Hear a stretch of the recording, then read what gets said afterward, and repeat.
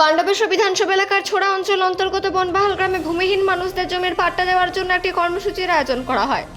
এই অনুষ্ঠানে পাণ্ডবেশ্বরের বিধায়ক নরেন্দ্রনাথ চক্রবর্তী নিজ হাতে প্রায় 60 জন উপভোক্তাকে বাড়ি তৈরির জন্য জমির পাট্টা প্রদান করেন।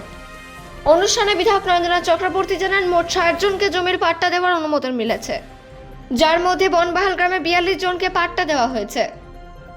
বিধায়ক জানান এলাকার আদিবাসী মানুষ দীর্ঘদিন ধরে জমির পাট্টার দাবি জানিয়ে আসছিলেন। এ বিষয়ে মোট 176 জনের আবেদন পাঠানো হয়েছিল। তাদের মধ্যে 60 জনের আবেদন অনুমোদিত হয়েছে এবং তাদের মধ্যে প্রায় 40 জনকে পাট্টা বিতরণ করা হয়েছে। এর ফলে উপভোক্তারা যথেষ্ট সুবিধা পাবেন।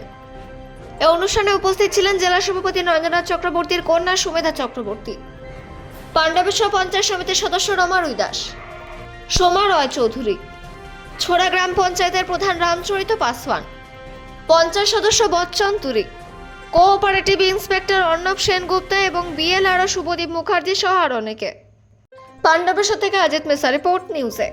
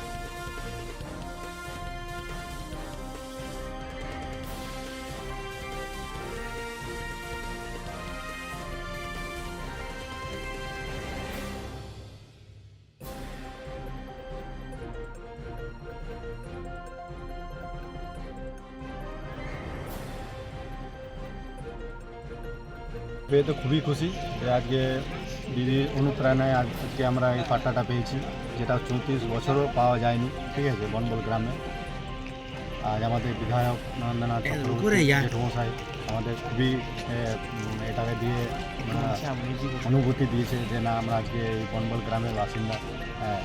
একটা জমি কাগজ তুলে আমাদের হাতে ধরে দিয়েছে। আর জানাবো মামাটি মানুষকে যে অনেক ধন্যবাদ।